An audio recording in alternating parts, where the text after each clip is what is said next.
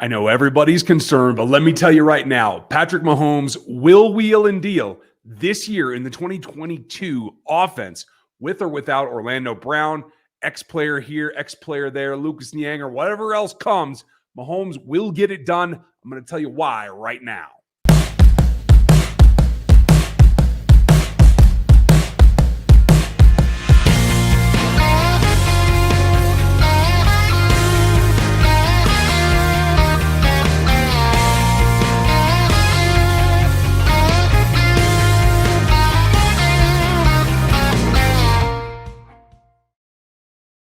Welcome back, everybody. This is the Sunday Breakdown Show here on RGR Football.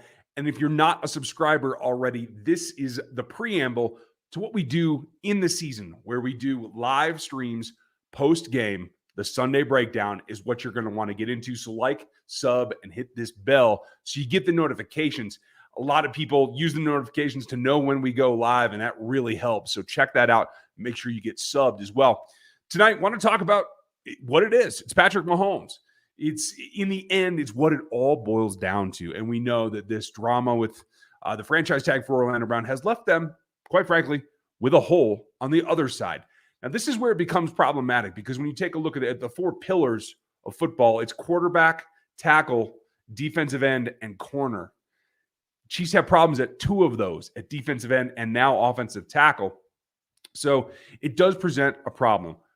But this is probably the best year that I can remember for Patrick Mahomes to be in this situation, down a couple of bookends on the outside. And I will explain why here in just a second.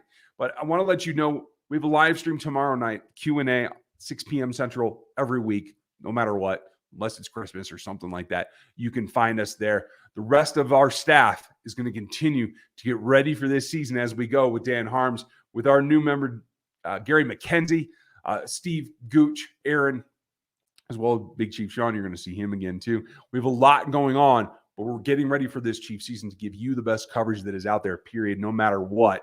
Not just rumors. We're going to give you actual analysis. So that's why you come here.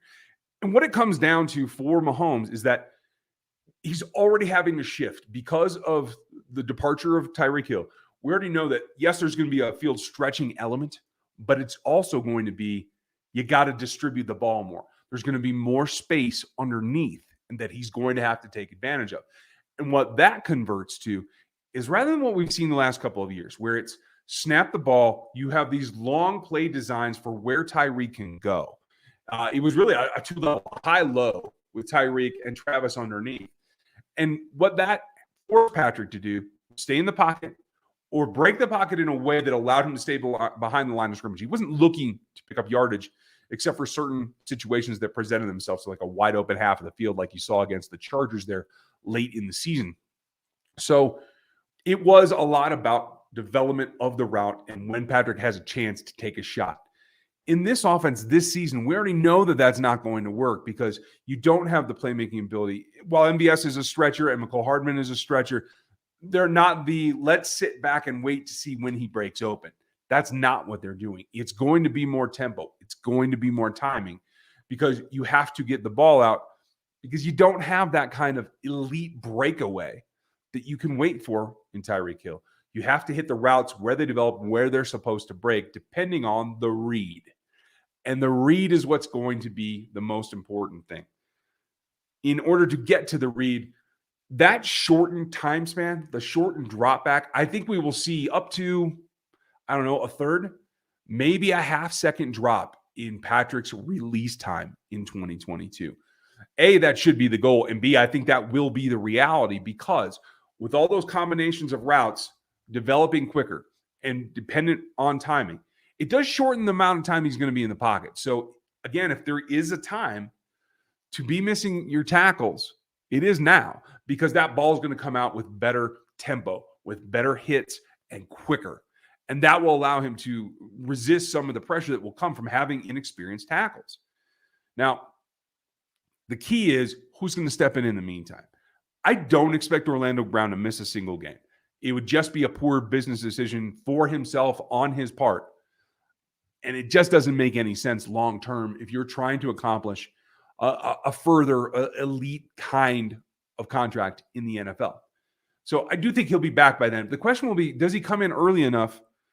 Does he come in the beginning of camp? That's definitely a possibility. Does he come in towards the end of camp after the first preseason game, where he only has a couple of camp practices and then they're out the door and they're back at the facility? That feels more likely to me, but that will still allow him to get prepped and in shape and ready for week one. That's key. Now, if you get to the point where week one's upon us, the final preseason game gets played and Orlando's not in camp yet, not reported yet, that becomes problematic because you have to play into shape. You have to play into the install. There's always changes in Andy Reid's offense. And if you're too late, if you don't have probably, in my estimation, 8 practices at the very least before week one, Orlando Brown is, even if he reports, is in danger of not playing week one because of that. And if you don't play week one, that means you're likely not going to play week 2 because it's a short week, only 4 days difference. So that doesn't allow you to get caught up at all. So for Orlando, he needs to be in. I would like to see him in before the end of training camp. I think that's pretty critical in order to have him ready to play for week one. And I think that's still got to be his goal. We'll see what happens.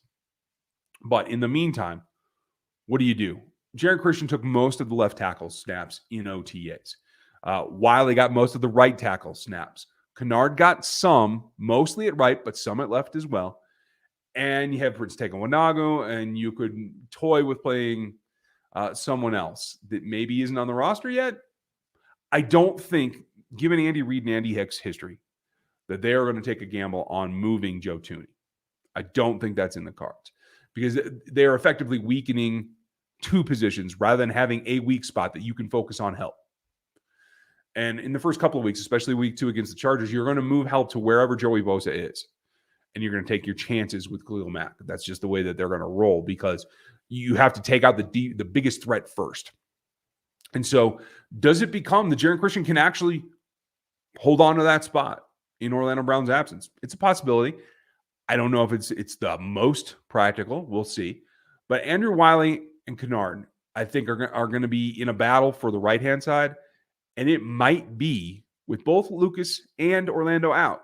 And they might try to move one of those guys over to left. And that is basically back to the old saying that Andy Reid used to put out every year. Put your best 5 on the field. If you don't have either of your starting tackles, put your best 5 on the field, period. Maybe that means you need to have a 6 sometimes. Maybe that means you have to run more double tight and you need to help out those tackles.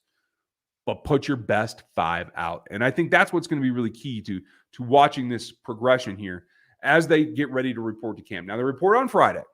As we're talking about this, they report on Friday. And it's just going to be veterans. I'm sorry, it's not going to be veterans. It's just going to be quarterbacks and rookies. So you get a little Kennard versus Karlaftis one-on-one kind of thing that we could see. Probably not a lot of contact, but you get a little bit going. And then 26th is when the veterans report. So that's when it's going to get hairy. The first hurdle is going to be, does Orlando come in by the 26th, or else we go through those scenarios of who's going to play left tackle. But for Patrick, what it really means is, can you adjust? Because while he's shortening his delivery and he's looking to distribute the ball, he's got to get quicker at getting the ball out, especially when you have Orlando not there and Niang not there. Now that comes back to the read. Now, again, if you're new to us, make sure you like this video. Make sure you subscribe to the channel so you see more. And hit that bell on. You have to turn all your notifications on the YouTube app in order to get your notifications if you notify from the channel. So make sure you check that setting too. Sometimes that causes a little bit of a hiccup. In the end, what we're going to do, and I know you guys are watching this live. I've pre-recorded this because I have a family thing on Sunday night here for the next few weeks until we get deep into training camp. So some of these will be pre-recorded, but put in the live chat, how concerned are you? Who do you think gets those reps at left tackle? Because I would like to know. If you're watching this on replay, go ahead and put it in the regular comments because that's important too.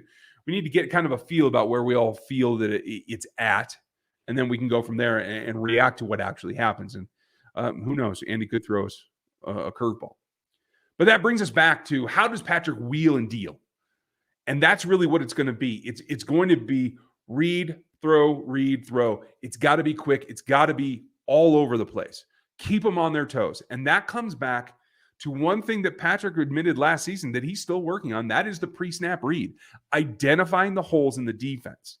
Now, I am still under the theory that a lot of the defensive coordinators in the NFL played the high shells, especially cover 3 and cover 4, to play guys deep, not just to take away Tyreek Hill, but to slow down Mahomes, to not give him that option. I think it was more about corralling Mahomes than stopping a single player like Tyreek Hill, because otherwise they could have just doubled him all over the field and kept their speediest guy on him, et cetera, et cetera. I think by playing the high shells, it confounds Mahomes, and they know that they're forcing Mahomes out of what he wants to do in reading deep first and then bringing it down. He wants to go for that touchdown every time. There is a touchdown in every play, and he knows it. So I think that those shells are more about forcing Patrick out of his comfort zone and out of what he wants to do. I think they'll continue that.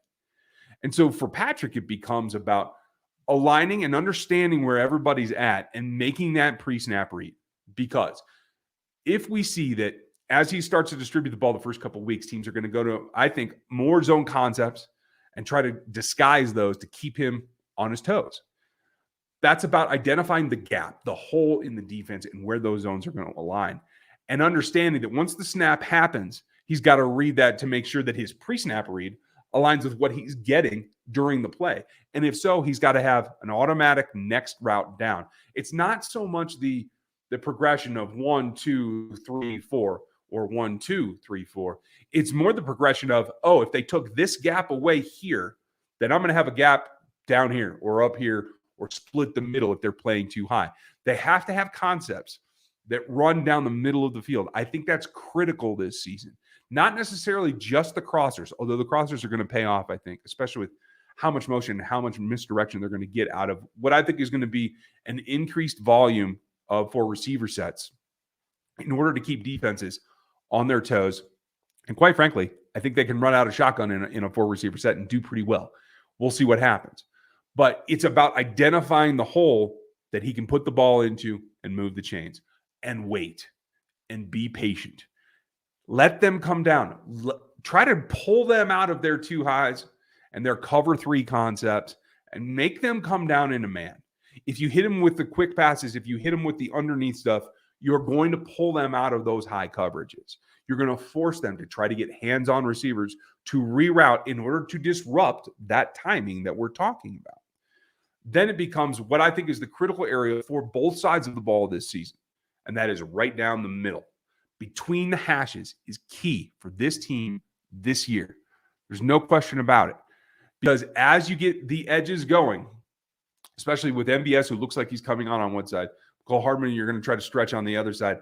I want to see him on those deep overs as well. But it's between the hashes that you're going to make your money. If teams want to play too high and try to run a Tampa and let some linebacker or third safety try to run the gauntlet down the middle, you have guys that can take advantage of that. You have guys that can stack a smaller safety on an MVS or on a Juju and take advantage of that. All that clear out then clears the way for Travis to not just run shallow crossers, but run those deep 12, 15-yard breakers that just give him enough because they're trying to keep everything so deep that he can actually make all that yardage. I think it's going to be a big season for Travis Kelce, maybe more so than we've seen in a lot of years. That's perfect, but you got to control his reps as well. Teams are going to want to focus on him. So initially, it's going to be about distributing the ball elsewhere. And using Travis on routes that actually opens up things underneath him is my thought where they'll start, particularly for Juju and for Mecole Hardman. Now, the big question is going to be, how much chemistry does Patrick have with Sky Moore?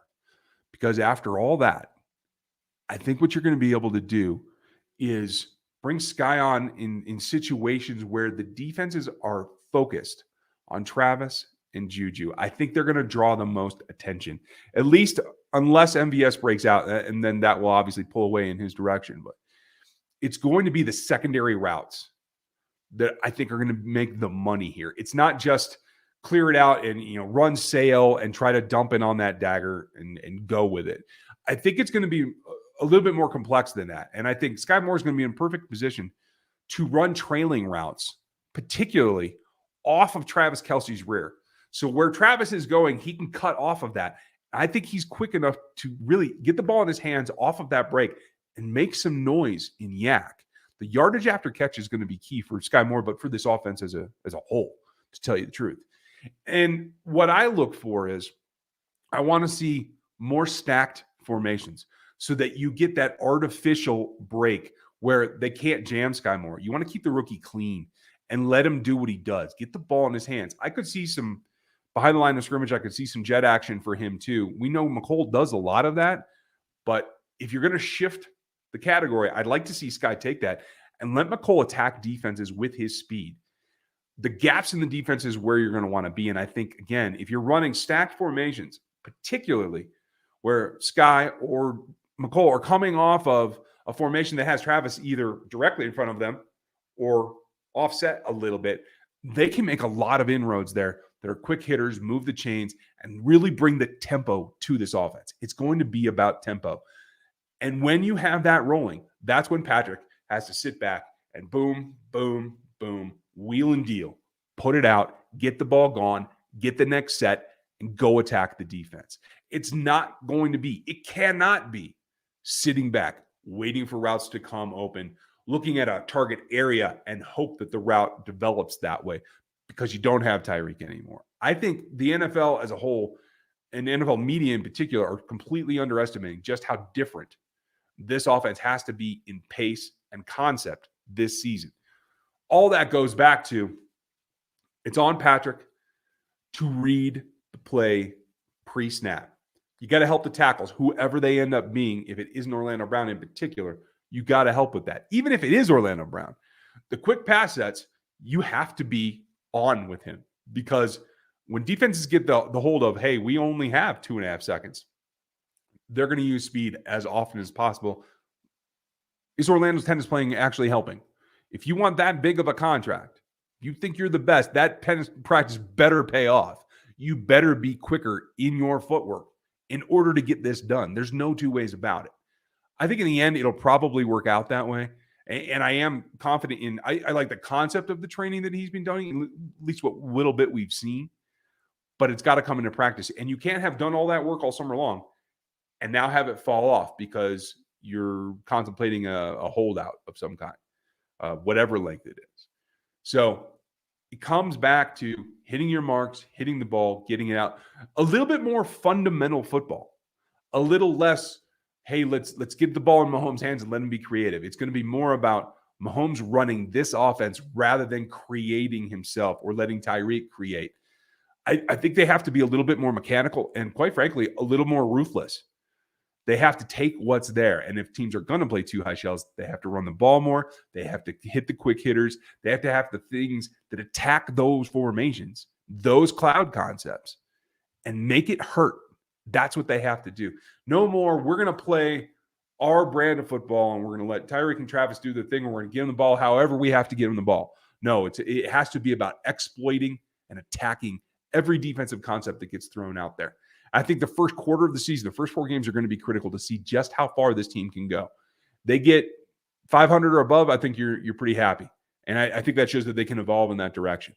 Now, if they go and lose 3 of the first 4, obviously not a good sight, but also shows that adaptation isn't coming as quickly as you want. And I don't think it's going to be on Reed and Mahomes. I think the adaptation will be showing, hey, we're not getting the ball out fast enough to protect the tackles, or we're having to chip too much. We're having to lower our options for exploiting the defense by having to help with the protection. So as important as Mahomes is, having that protection is going to be there as well.